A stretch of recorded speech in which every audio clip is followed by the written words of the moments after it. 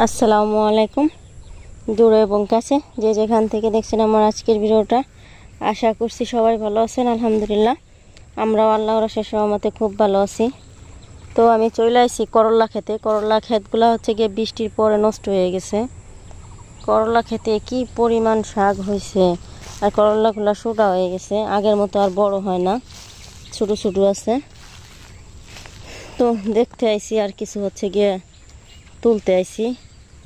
আমি অনেকগুলো শাক তুলছি, সেগুলো আর আপনাদের সাথে শেয়ার করা হয় নাই। এই যে আদা বালতি শাক তুলছি, এই শাকগুলো আমার ভীষণ ভীষণ পছন্দ।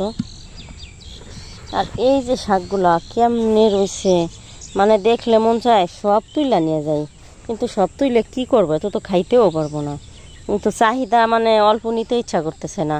আমি যা নিছি এটাই কিন্তু খাইতে পারবো না, কিন্তু আমার আর কম তুলতে ইচ্ছা করতেছে না, এত ভালো লাগতেছে শাকগুলা দেখতে। আর এই যে হচ্ছে গিয়ে পাট শাক, ওই যে হচ্ছে গিয়া হেসি শাক, এলাংচা শাক, বিভিন্ন ধরনের শাক। এই শাকের সময় আমাকে এই অঞ্চলটায় বিশেষ করে বেশিরভাগ টাইমে আমরা শাকই খাই। মাছ মাংস যত যাই থাকুক, শাকটা সাথে থাকবেই। আমার থাকে, এই মুহূর্তে আমার থাকতেছে প্রতিদিনই শাক। যেমন আমার বাই তো শাক ছাড়া কোনো কথাই নাই। যখন শাক থাকে না তখনও শাক, আর যখন থাকে তখন তো কোনো কথাই নাই, তার তো শাক লাগবেই।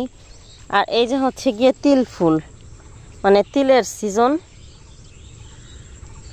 এই যে তিলগুলা ফুল কেবল ফুটছে, এখনও তিল বের হয় নাই।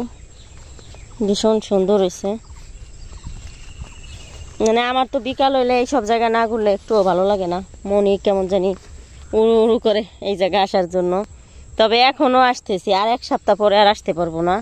এখনও পথঘাট দেখা যায় সুন্দর পরিষ্কার, কিন্তু কয়েকদিন পরে আর পারবো না। কয়েকদিন পরে হচ্ছে গিয়ে এই জায়গাগুলা অনেক বড় বড় হয়ে যাবে, এই গাছগুলা ভীষণ বড় হবে, এই পাটগুলা মনে করেন মাথার উপর দিয়ে যাবে, তখন আর পারবো না। রোদ দিয়ে পিলপিলে আউগাইলো, তো আমার অনেক ভয় লাগলো যে কি গেল, তা কিছুই দেখি না। কারণ এই সব রাস্তাঘাটে হচ্ছে কি এখন সাপকোপ হচ্ছে বেশি, কিন্তু ভালো লাগে না।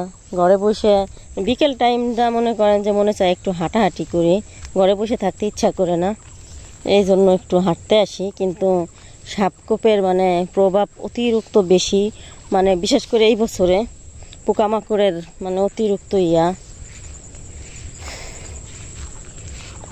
পাও ফালাই ঠিক আছে, কিন্তু ভীষণ ভয় লাগে যে কোনো দুর্ঘটনা না হোক। পরিষ্কার জায়গা তারপরও ভয় লাগে, কারণ কয়েকদিন আগেও একজনকে সাপে কামড় দিছে। সাপে কামড় দিলে মরে গেলে তো ভেজাল যায়, কিন্তু কত কত সময় মানুষ মরেও না, ভোগে। এই জন্যই হচ্ছে গিয়ে খারাপ লাগে। কি সুন্দর ফুলগুলা, এরকম বাতাস আর এরকম চারদিকে সব কিছু দেখতে কার না ভালো লাগে। কিন্তু সে জায়গা যদি থাকে বিপদ, কি করব, কিছুই করার নেই। তারপরও যতটুকু সতর্ক থাইকে আসতে পারি, আসার চেষ্টা করি। এই এক সপ্তাহ হয়ে গেছে। আপনারা যারা আমার ভিডিও রেগুলার দেখেন তারা হয়তো জানেন, রেগুলার তো ভিডিও দেই না, যারা দেখেন তারা জানেন যে আমি একটু ঘোরাঘুরি করি আর ভিডিও করি। এক সপ্তাহ হয়েছে আমি বেরোই না, এক সপ্তাহ আমি ঘর থেকেই বেরোইতে পারতেছি না। যেমন গরম তেমন অসুস্থ, সবাই একটা অসুস্থর মধ্যে দিয়ে কাটতেছে সবারই, এই জন্য আর ওইভাবে বেরোনো হয় না। যে কচু শাক, কচু গাছ লতাও হবে, আবার নিচে কচু হবে, আবার শাকও খাওয়া যায়। ভীষণ সুন্দর একটা ক্ষেত।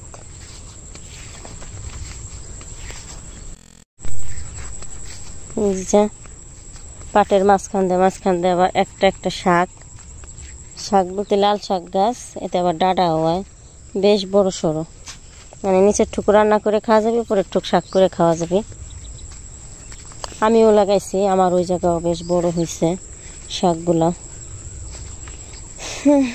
যে জায়গা পিএস ফুলছিলাম সেই জায়গাটা হচ্ছে গিয়ে এই যে, আর এই ঠুকখানির ভিতরে সব থেকে বড় পাট হয়েছে আমার সেই পিএজির ক্ষেতটায়। ভীষণ বড়া বাড়ছে, মাশাআল্লাহ তাবারাকাল্লাহ, আমি মহা খুশি। এই যে এখন পর্যন্ত পাট শাক খাইনি, তো নিজের আছে বাড়ির কাছে একটা ক্ষেত, যখন ইচ্ছা হয় তখন আমি ছিঁড়ে নিয়ে খাইতে পারবো। এটা ভাইবে এই মনটা ভালো লাগে যে পরের খেতে হাত দেওয়া লাগবে না। নিজে একটু হইলেও লাগাইছি। খুব সুন্দর হয়েছে পেঁয়াজির ক্ষেতটায় পাটটুকু অনেক সুন্দর হয়েছে মাশাআল্লাহ। আর সবার ক্ষেতের থেকে আমার ক্ষেতটাই বেশি উঁচা। আমি সার দিছি, পানি দিছি, মানে 2 বার করে আমি সেচ দিছি। আর এইসব বইগুলা এই যে একটা একটা আছে, জায়গায় নাই, এরকম একটা ভাব। এই হচ্ছে গিয়ে অবস্থা।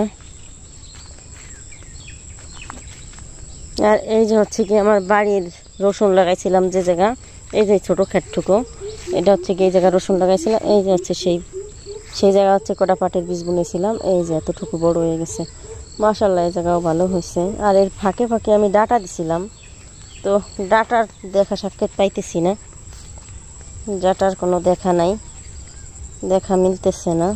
যদিও বা ওই যে একটা একটা ফাঁকে ফাঁকে দেখা যায়, 1-2টা ডাটা আছে। এই 1-2টাই যদি বড় হয় তাই অনেক হবে, বেশি লাগে না। তা তো বড় হইতেছে না, পাটের নিচেই পড়ে গেছে। দেখা যায় আর একটা নির দিতে যাইয়া বাবা কাইটে ফেলাবে না। এগুলো আর আমার রিজিকি হবে না। এই জায়গাও যদি পাট দিয়ে দিতাম ভালো হইতো, কিন্তু পাট না দিয়ে এই জায়গা দিছিলাম তিল। এই জায়গাটা পতিত রয়ে গেছে।